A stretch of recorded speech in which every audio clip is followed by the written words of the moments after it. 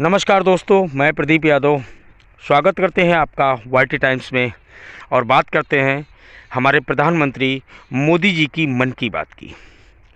आज की मन की बात में पूरी देश की जनता, पूरा देश और खासकर किसान इस उम्मीद के साथ बैठे थे कि शायद हमारे देश के प्रधानमंत्री जो 32 दिनों से किसान दिल्ली के अलग अलग बॉर्डरों पे बैठे हुए हैं, शायद उनकी कुछ बात करेंगे। लेकिन अफसोस शायद उनको ये हुआ होगा जब पूरी मन की बात में प्रधानमंत्री जी ने खिलौनों की बात की, मंदिर की बात की, अन्य चीज़ों की बात की। तमाम तरह के जो उनको पत्र मिलते हैं उन पत्रों को उन्होंने पढ़ा, कई तरीके की रुचिकर जानकारियां भी देश को दी। लेकिन जो सबसे बड़ा इस समय आंदोलन, सबसे बड़ा मुद्दा देश में चल रहा था, जिसको लेके पूरा देश की नज़रें उस पर टिकी हुई थी, मोदी जी ने उन किसानों पर, उस मुद्दे पर एक भी बात नहीं की।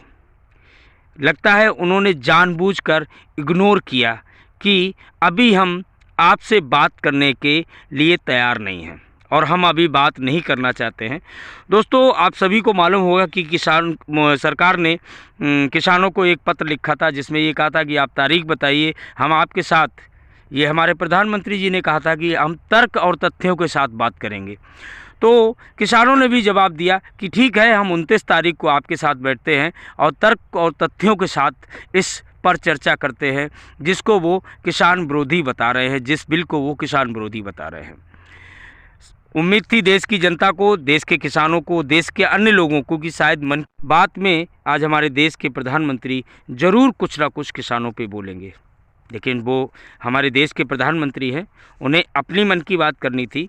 उन्होंने अपने मन की बात की। इसके विरोध में किसानों ने ताली और थाली भी बजाई।